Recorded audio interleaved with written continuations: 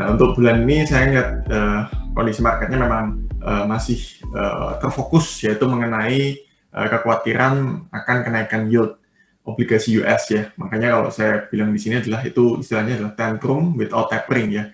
Karena kenaikan yield ini tidak diiringi dengan ekspektasi kenaikan suku bunga. Nah, jadi mungkin itu topik utama kita. Nah, kita mulai masuk ke story yang pertama, yaitu kita lihat dulu dari sisi vaksin ya. Karena vaksin ini akan playing role atau hal yang menjadi sangat krusial di sisi ekonomi recovery ya. Nah, terlihat negara-negara yang memang relatively sudah tinggi dari sisi vaksinnya ya, itu otomatis memberikan ekspektasi pemulihan ekonomi lebih cepat ya, terutama kalau kita lihat negara yang besar yaitu United States atau US itu udah sekitar 28% dari total populasi penduduknya divaksin, dan memang ini bisa dikatakan US ini paling minim ya dari sisi ekspor vaksinnya gitu ya. Jadi vaksin yang diproduksi dari US sendiri kebanyakan memang dipakai oleh masyarakat dulu, jadi prioritasnya agak berbeda dengan negara-negara yang seperti China yang mungkin juga kasusnya nggak terlalu besar sehingga mereka masih bisa mensupport dari sisi ekspor yang lebih besar ke negara-negara lainnya gitu ya. Jadi yang terjadi sehingga ini akan mempengaruhi nanti restriction ya, begitu vaksinnya udah semakin tinggi, udah mendekati 50%, pasti restriction akan turun ya. Nah, kalau kita lihat Indonesia so far masih 2,7% ya, ini per 28 Maret 2021. Tapi kalau dari target pemerintah kan hanya sekitar 70% dari total populasi penduduk, ya berarti sekitar 4% ya sudah running. Ini tapi masih dosis pertama ya, jadi belum 2 dosis ya.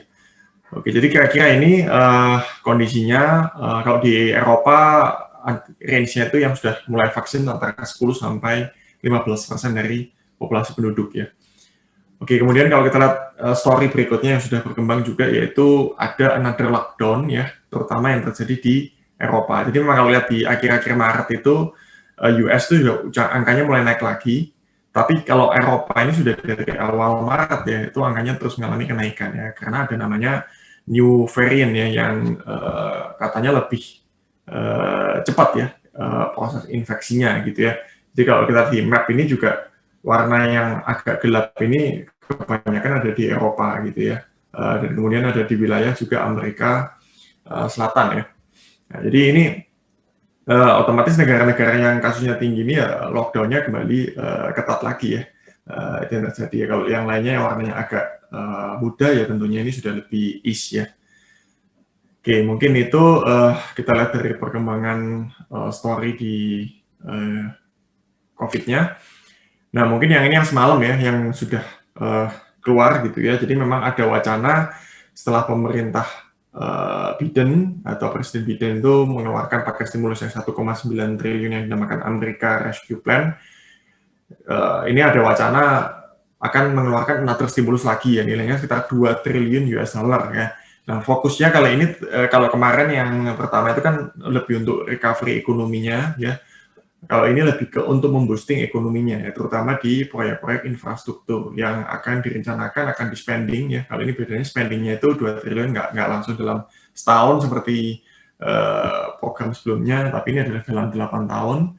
Dan untuk fundingnya, kalau yang kemarin itu lebih banyak menggunakan utang atau internal source of fund ya, baik dari cetak uang gitu ya. Kalau ini lebih untuk menyerap dari sisi pajak ya, makanya pajak ini di corporate tax ini rencananya akan naikin menjadi 28% ya.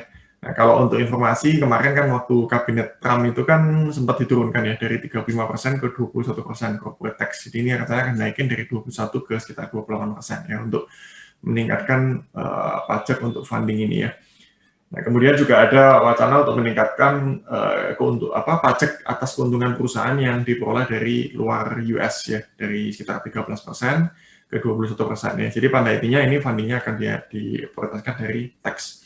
Nah, ini ada proposal plan-nya untuk apa saja ya, kalau kita lihat simpel yaitu untuk manufacturing, infrastruktur ya, housing ya, kurang lebih itu. Ya, saya nggak akan bahas in detail, tapi wacananya seperti itu udah disampaikan kemarin. Oke, nah ini story yang penting yang hubungannya tadi dengan tantrum without tapering ya, dimana kalau kita lihat setelah US mengeluarkan 1,9 triliun ini mempush budget defisitnya US di tahun ini juga kembali membengkak lagi ke 13,7%. Setelah di 2020 juga sudah defisit 15,6%. Ya, tapi karena belum ada wacana dari Fed, hasil Fed meeting terakhir menyampaikan bahwa Fed belum akan menaikkan suku bunga, akan stay di 0,025% dan akan keep membeli obligasi pemerintah US untuk tenor medium ya yang dibeli itu sampai tahun 2023, yaitu yang disampaikan ya. Artinya belum ada tapering ya. Kalau tapering itu kan berarti rencana suku bunga naik dan bond yang tadinya udah dibeli itu dijual kembali ke market ya, artinya dilepas. Ya. Jadi itu. Nah, tapi ini udah menciptakan karena ada stimulus yang cukup besar diiringi dengan vaksin yang cukup masif ya, tentunya inflation expectation ini naik ya di market dan ini mendorong bond yield-nya mengalami kenaikan ya, terutama di tenor medium ke atas ya. Tapi kalau yang tenornya pendek yang kurang dari 3 tahun most likely nggak mengalami pergerakan ya dari sisi yield bond-nya gitu. Jadi ini lebih mengkhawatirkan karena long term inflation-nya akan cenderung naik dan ini mempush otomatis dolar mengalami kenaikan ya. Ya karena sesimpel apa ya kalau dengan lihat kondisi vaksin yang cukup masif di US dengan di Eropa malah kasus COVID-nya juga naik lebih signifikan ya tentunya orang akan cenderung balik pegang US dollar lagi ya.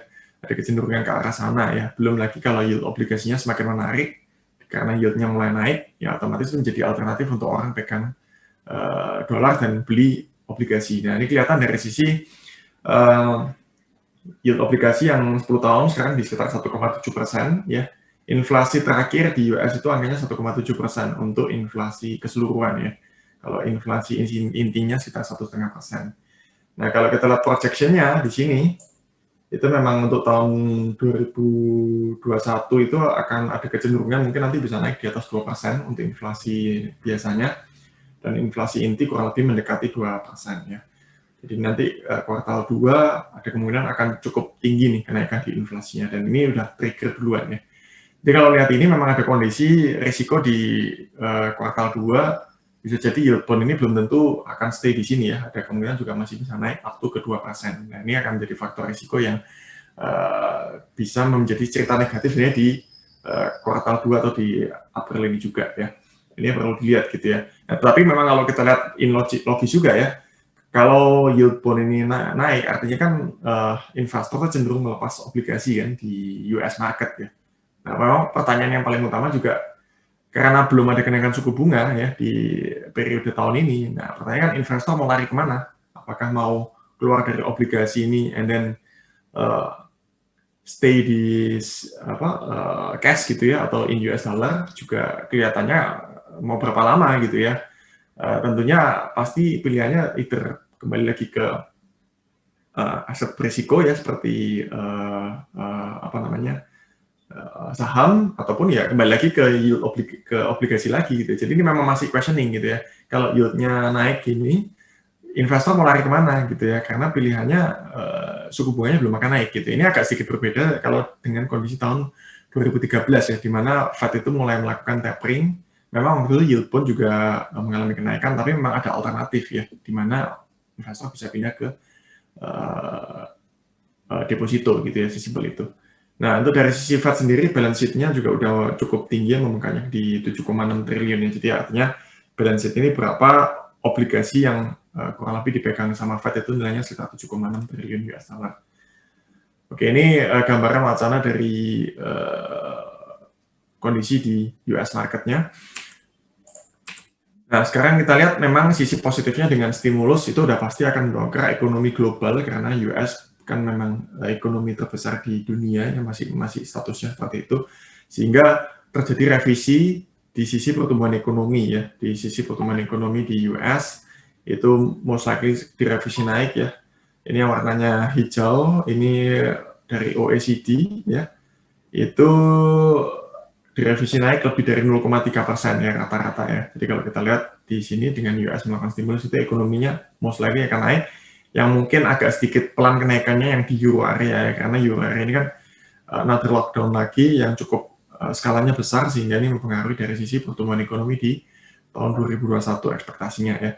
Nah Indonesia juga mengalami revisi kenaikan nih menjadi sekitar 4,9% dari OECD ya untuk tahun 2021, dan 2022 ini sudah diekspek akan normal ke di atas 5% ya, karena sebelum pre-pandemi kan kita juga larinya di sekitar 5%-an ya.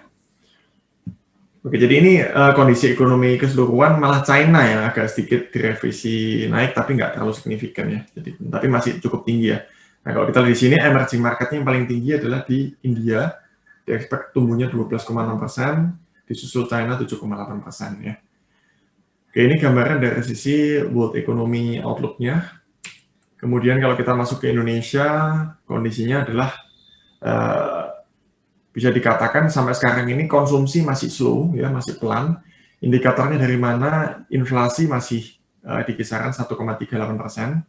Hari ini akan dirilis ya inflasinya, ekspektasinya sekitar 1,4% untuk bulan Maret ya. Kemudian kalau kita lihat di consumer confidence-nya juga belum banyak bergerak dari angka 80-an ya. Sedangkan kalau kita melihat ekonomi consumer confidence-nya Amerika itu sudah kembali di atas 100 sih. Jadi memang sudah sangat optimis sekali di US itu untuk kembali berkonsumsi. Nah, ini kita masih stagnan ya di 80, berarti kan dari pandemik sampai sekarang masih 80-an ya, sempat naik ke 96 di Desember, tapi karena ada another lockdown di saat kasus COVID-nya akan tinggi di bulan Januari juga turun lagi. Ya, jadi ini kita perlu lihat kalau memang ini kedepannya dengan vaksin, kemudian kasus COVID yang juga udah turun sekarang kan running di sekitar 5.000-an per hari, kalau memang kedepannya itu bisa consistently, ya ini mungkin harapannya akan naik ya. Oke, kemudian penjualan mobil juga agak turun ya, Januari, Februari, tapi paling tidak udah lebih membaik ya. Ini masih sekitar 60% ya, karena kalau kondisi normal itu sekitar 100 ribuan ya per bulan. Itu dari sisi penjualan mobil. Manufacturing, nah kalau manufacturing saya bisa bilang ya, ini udah normal ya, bahkan udah ekspansif. Kemarin hari ini udah dirilis angkanya 53 ya, jadi artinya sudah naik dari sebelumnya itu kemarin di bulan Februari 50 ya. Jadi ini konsistensinya berarti udah kita bilang manufacturing itu udah cukup normal lah. Yang belum balik itu sebenarnya dari sisi consumer spending-nya ya, atau daya beli investornya. Jadi daya beli konsumsinya ya. Jadi punya uang tapi konsumsinya masih limited ya. Ya wajar saja karena masih PPKM. Nah, mungkin kita lihat ke domestic news yang kemarin happening ya di sekitar seminggu terakhir ini yang berpengaruh ke market ya, karena ada isu katanya Comsostek ini akan mau kurangin saham untuk ke depan ya. Jadi memang isu ini disampaikan pada saat hearing dengan Komisi DPR ya kemarin. Ya memang kalau kita lihat Comsostek ini kan sempat atau BPJS ya kalau namanya sekarang, itu dipush sama pemerintah waktu di tahun 2017 untuk meningkatkan alokasi porsi di saham gitu ya. Jadi memang kalau kita lihat sejak 2017 kan bisa dibilang market nggak terlalu banyak bergerak dan bahkan cenderung turun ya di saham ya. Makanya mungkin ada pertimbangan karena target BPJS kan punya target return yang harus dicapai per tahunnya, karena memang karena overweight-nya itu sekitar 23% kalau nggak salah di saham itu memang membebani kinerja dari target BPJS itu sendiri, sehingga ya memang akhirnya mereka menginginkan untuk mengurangi porsi saham atau aset berisikonya diturunkan ya. Tapi memang pertanyaannya kan diturunkan ini bukan berarti kan sahamnya dijual, juga belum tentu seperti itu. Tapi artinya mungkin kalau ada inflow yang setiap bulan masuk dari BPJS ini bisa jadi alokasinya akan lebih diprioritasin mungkin ke bonds ya, ke obligasi instead of ke saham ya. Ini memicu otomatis ekspektasi bahwa dari sisi institusi besar seperti BPJS mungkin nggak akan terlalu support market ke depannya ya. Mungkin itu gambaran yang terjadi di market, tapi sentimen negatifnya seolah-olah bahwa BPJS itu bakal jual sahamnya ya, mungkin itu. Nah, kalau yang berikutnya adalah mengenai dari sisi pemerintah ya, di mana mudik juga dilarang. Nah, ini memang agak sedikit negatif impact, di mana ekspektasi market adalah berarti konsumsi ini nggak akan sebagus kalau ada mudik gitu ya, kasarnya kan seperti itu ya, sehingga ekspektasinya jadi ekonomi kuartal 2 ini melambat. Jadi tadinya ekspektasi market kuartal 2-nya ini ekonominya bisa bagus, tapi karena ada ekspektasi ini ekonominya akan mengalami turun ya. Jadi ada ketarik dari sisi sentimen 2 ini ya. Oke, mungkin itu dari sisi sentimen. Nah, kalau kita lihat berikutnya adalah apa yang akan ditunggu ya, tentunya vaksin ya, menurut saya itu paling playing role gitu ya, karena kalau vaksin ini kita bisa semakin cepat ya, sekarang kan sekitar 500.000 per hari, kalau itu nanti bisa cepat, karena puncaknya kan menurut saya ini nanti akan kuartal 2 ya, di vaksin Indonesia itu akan lebih masif distribusinya, jadi otomatis kan kalau kita lihat ke market nanti akan ekspektasi untuk kuartal 3-nya ya, Jadi itu. Nah, kalau kita lihat ke market equity-nya di bulan Maret, Indonesia bisa dikatakan yang cukup worse marketnya ya, karena kita masuk di emerging market yang juga memang terdampak dari sentimen negatif juga dari domestiknya. Nah, US market Dow Jones malah yang paling perform ya bulan lalu karena sesimpel apa ya, sesimpel karena kalau ekonominya kembali pulih, kembali ke old sektor ekonomi ya, di mana itu kebanyakan ada di Dow Jones, kemudian ada di Nasdaq ya. Kemarin sempat akhir bulan sempat ada berita mengenai kasus margin ya di beberapa bank besar yang ke impact ya, ada Nomura dan Credit Suisse, tapi saya pikir sih itu impact-nya hanya sesaat lah sentimennya, jadi mungkin bukan big impact. Itu kelihatan dari marketnya juga nggak terlalu mengalami penurunan ya di kondisi itu. Oke, yang menarik sebenarnya malah euro ya. Jadi euro itu malah di lockdown, tapi sebenarnya sahamnya malah cukup naik ya di bulan Maret lalu ya. Oke, mungkin itu gambarannya di sisi marketnya yang di bulan lalu. Oke, sekarang kita lihat ke GCI atau ISG, memang ada penurunan di volume daily transaction ya. Jadi kalau biasanya tuh ya kalau Januari itu tertinggi ya karena sempat running di atas 20 triliun. Tapi sekarang ya sempat sudah turun hanya sekitar 10 sampai 12 triliun per hari ya. Nah, kalau kita lihat year to date itu sebenarnya asing itu hanya 23% dari nilai transaksi, domestiknya 77%, tapi kalau kita melihat ke market kemarin itu dominasinya udah turun ya, sekitar 65% di domestik dan asing 35% ya. Dan memang kemarin ada net sell cukup signifikan sekitar 1 triliun di foreign ya, sehingga year to date equity-nya itu tercatat masih surplus 12 triliun tapi agak turun ya karena sempat naik sekitar 15 triliun. Ini di all market. Kalau di regular market itu lebih banyak ya kalau kita lihat turunnya karena surplusnya sekitar tinggal 4 triliunan ya dari masuknya sekitar 10 triliunan ya. Jadi memang dua faktor ini dari asing yang keluar, kemudian daily transaction di domestiknya juga mengalami penurunan ya, plus impact dari yield bond US. Jadi memang agak kehitnya di 3 faktor sih kemarin ya. Oke, kemudian valuasi gimana? Ya memang secara valuasi kalau kita pakai historical valuation ya, di mana untuk 5 tahun terakhir ini ISG itu rata-ratanya di 14 kali, ya sekarang masih ada di sekitar 11,4 kali. Ya. Jadi relatif memang masih di bawah valuasi wajar indeks. Itu dari sisi PE. Kemudian kalau dari satu lagi dari sisi price to book value-nya, nilai bukunya atau ekuitasnya itu di 1,84 kali ya, di mana 5 tahun terakhir rata-rata pergerakannya ada di 2,3 kalian ya. Jadi memang kalau lihat ini ya memang dua-duanya masih dibilang relatively oke gitu ya, atau valuasinya belum mahal.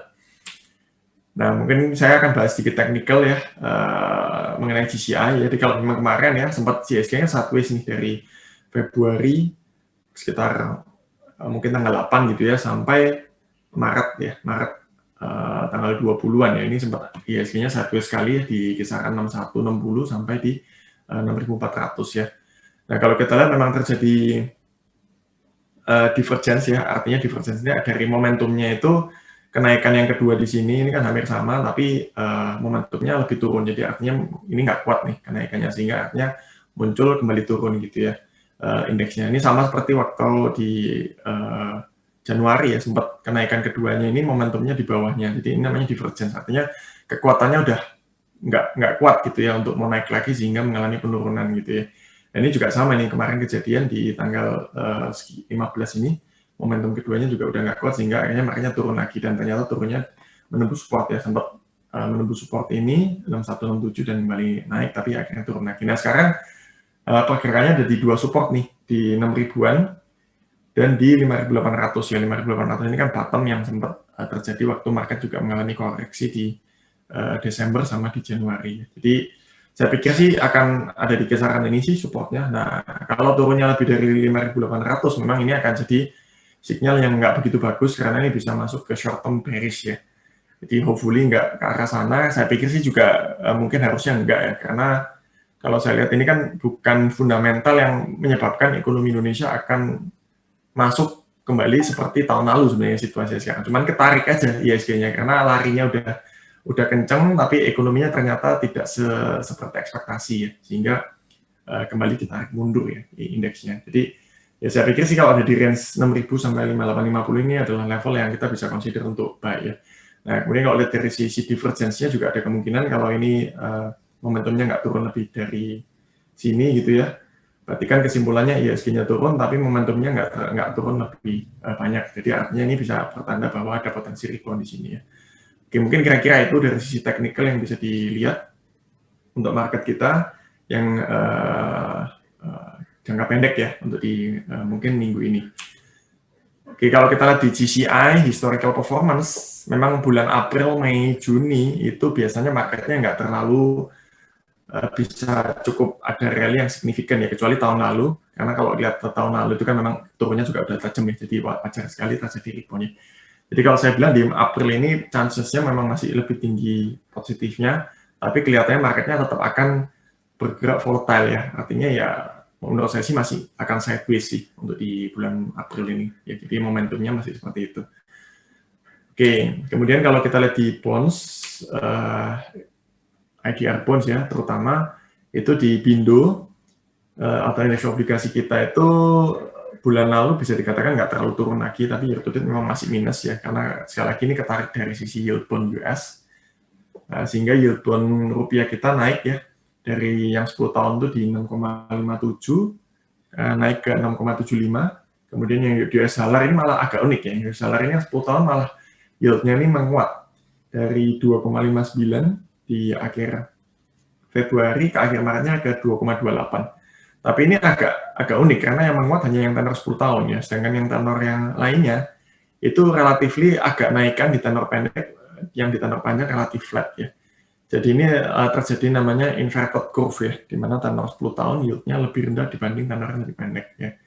Jadi ini kondisinya di USD bond. Kalau di rupiah most likely semua naik ya, hampir rata kenaikannya. Nah, kemudian penyebabnya apa ya tadi, karena yield bond di US itu naik, itu meningkatkan juga CDS spread karena ada faktor risiko rupiah kan, rupiahnya juga melemah karena dolar indeksnya kan naik ya. Jadi pokoknya intinya kalau dolar itu naik biasanya CDS itu juga ikut naik gitu ya, karena itu meningkatkan risiko investor global ya. Oke, kalau dari sisi rating nggak ada perubahan. Kemarin Fitch yang terakhir itu masih menyampaikan bahwa mereka mempertahankan outlook-nya ya di kondisi stable ya. Jadi seperti artinya tidak ada risiko yang meningkat ya. Udah cukup bagus sih di kondisi itu, karena satu-satunya yang outlook-nya berubah hanya dari S&P ya, sedangkan banyak negara itu yang outlook-nya negatif dan bahkan diturunkan sih. Oke, itu dari sisi bond yield. Kemudian dari sisi holder bondnya memang karena asingnya juga jual cukup banyak ya di bulan Maret ya, sejak dari Februari sudah mulai jual cukup banyak begitu yield bond US naik dari surplus 20 triliun year to date jadi minus 23 triliun ya. Jadi memang kalau di bond itu asing sangat penting ya pengaruhnya terhadap pergerakan yield atau prospek obligasi sih. Nah, karena ya tadi masif volumenya. Kalau komposisinya belum berubah, cuman memang kalau lihat di sini memang yang paling banyak kenaikannya dari di domestic investor sama BI-nya aja yang menyerap obligasi di bulan Maret.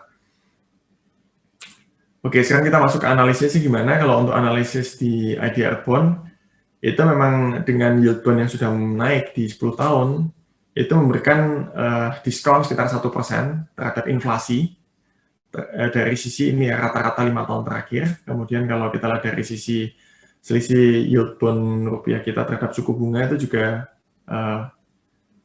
diskonnya sekitar 0,86%. Jadi artinya ya secara ini menarik gitu ya dari sisi yield bond. Cuma kalau dari sisi spreadnya, karena ini kan sama-sama naik ya, yield di US naik, di Indonesia naik, itu memang ini nggak memberikan diskon yang menarik ya. Jadi kalau saya bilang di sini karena dua ini oke, satu nggak oke ya, mungkin kita belum bisa bilang ini sangat menarik ya di yield bond, karena ada kekhawatiran memang inflasi ini kan juga bisa naik ya di tahun ini di Indonesia. Sehingga kalau nanti inflasi mulai naik ya ini jadinya nggak bisa terlalu diskon lagi. Jadi kalau view-nya adalah untuk saat ini kita melihatnya lebih ke slightly underweight ya di IDR bond-nya. Jadi relatively ekspektasinya nggak expect bahwa ada penguatan yang cukup signifikan di bond rupiah di tahun ini ya. Mungkin yield-nya kalaupun menguat akan ada di kisaran 6,5% ya.